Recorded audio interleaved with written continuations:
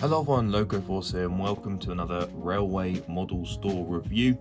Today we're taking a look at another Class 60. In this case it is the GBRF Blue 60026, which has a name that I can't pronounce.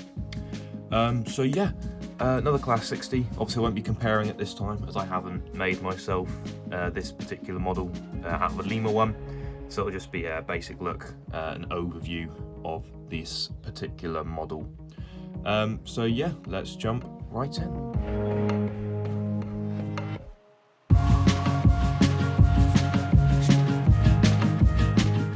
Okay, so we have got the detail parts back here.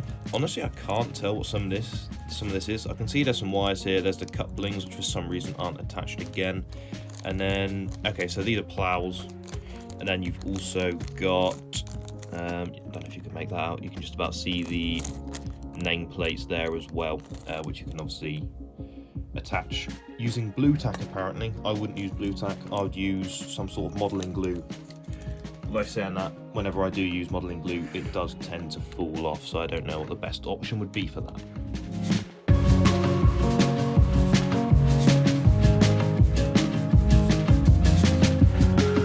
Take a quick look at the instructions, pause it if you wish. One thing I think is a bit weird, seems to think it's a Class 31, not quite sure why. Same there with that picture. But one thing you can tell here is that it is 8-pin DCC ready, so that'll be useful for anyone who wants to upgrade that to DCC. Okay, so we're now out of the box, and I must say this is an incredibly smart looking livery. I really do like it. If only there was some excuse me to get one myself. So if anyone knows if these did any running down in Hampshire in this livery, which I doubt, do let me know and I might consider getting one of these for the layout. But yeah, so if we just start at the front here, we can see we've got black horns up here, we've got windscreen wipers which are already fitted. You can see the paint is very good. I can't see any paint bleed at all here. You see the cantrail splitting up the grey and the blue there. And then the no bleed between the blue and the yellow at the front here. There's a handrail here which is separately fitted. You've got two warning stickers, GB rail freight, the number of the loco, and then the lights which do light up, which we'll see a little bit later when we get it running. We've got silver sprung buffers, and then you can't see a huge amount of the detail on the buffing here, but it is there, and there are multiple holes obviously to add the jumper cables and all of the other separately fitted parts that came in that bag. So moving along to the side, if we just take a look at the front here, we can see it's quite a minimalistic paint scheme, so very easy to apply. You can't really mess this up. It is just blue. But we've got GB rail freight logos in the corner here. We've got the handrails in grey, and then the door handles in silver. We've got a warning sticker up the top here, and you can also see that the handrail does continue along the rest of the train there, although I feel like it should be a little bit lower down, but maybe that's just how it is designed in real life. You can see there is a couple decals printed on the bottom of the loco here, but nothing too fancy, but at least it is there. The bogies are very well done. You can see all the springs, the axle boxes, the ladders, various piping, brake piping, that sort of thing. So that's all there, and it's all looking very good.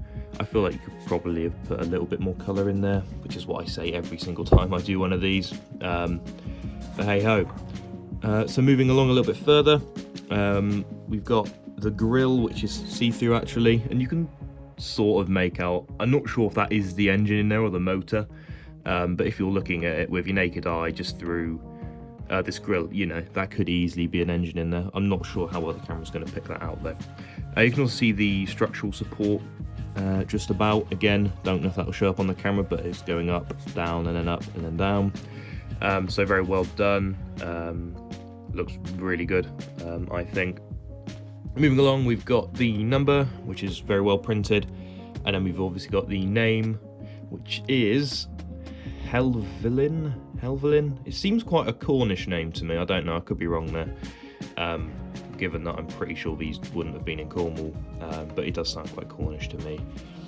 Down the bottom here we've got another bit of underframe detail, very, very detailed this bit, lots of piping, lots of boxes and mechanical parts, which is quite cool. And then further along we've got more underframe detail, which I like to see, especially with the warning stickers, which you can see there and there. Then of course there is another couple bits of printed detailing there, including a gauge of some sort just over here, which is again something I normally complain about, is the lack of underframe sort of printed detail, which this does have, so I can't complain too much there.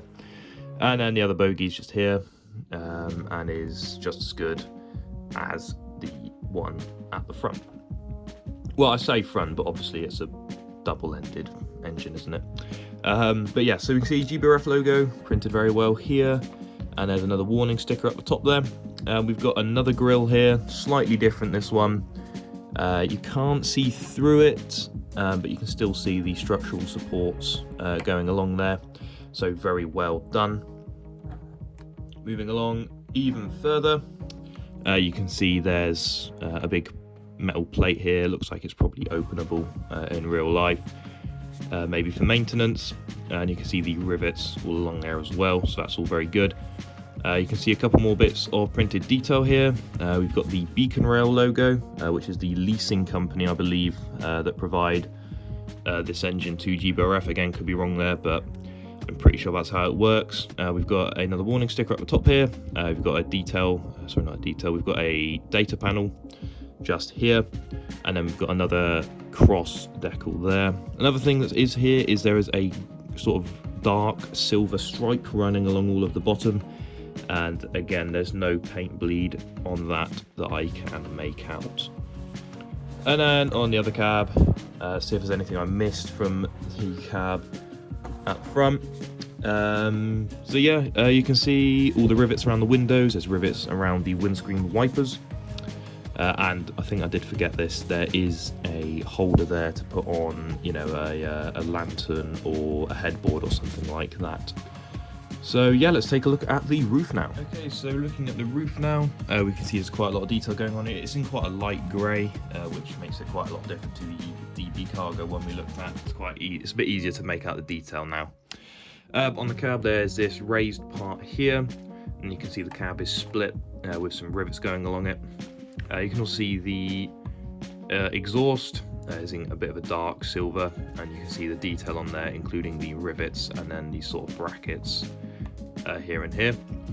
We've got some vents on the roof here. We've got one there and one there, along with many rivets and other bits of detail, including this part here, and then these bits here which are sort of inset to the roof. Further along we've got a load more riveted parts, riveted sections. I presume, you know, these all come off again for maintenance reasons at the depot, but you can see we've got the rivets going along all of these panels, and then we've got some more inset detail here, and then we've got some rather large vents at the back here, so presumably that is where the actual engine is. So yeah, they look good as well. Very well detailed grills. Can't really complain about any of that. There's no bad moulding or anything, as you'd hope for a £200 model. And then there's actually a couple more inset bits of detail here. One thing that is worth noticing, this side of the Class 60 doesn't have a vent, whereas the other side actually has two vents. So yeah, if you didn't know that about the Class 60, there you go. It is not technically symmetrical. So yeah, what we're going to do now is we'll get it down on the layout and do a little bit of running. Okay, so we are now down on the layout with the Class 60 running very smoothly, not noisy at all. You can also see there the LED lights at the front, and then the red ones on the back there. And this is on second radius. It's having no issues at all over the points or anything like that. So yeah, very nice, very smooth runner. So yeah, I guess I'll just leave you now with some running shots. And remember, if you do want one of these, use code RMSYouTube for 5% off on any products. at the shop. And of course, if you want this particular model, then that discount will still apply. But yeah, so it is an expensive model, I will admit. It does retail for, I believe we've got it for 210, and that's already discounted. So it's a very, very expensive one. But if you got the money and you want a new diesel, modern image diesel for your fleet, I highly recommend this one. It's quite a unique one. I believe it's the only train in this livery. So just make a very nice addition to anyone's modern image layout. So thanks for watching. I'll leave you guys with some clips now, and I'll see you in the next video. Goodbye for now.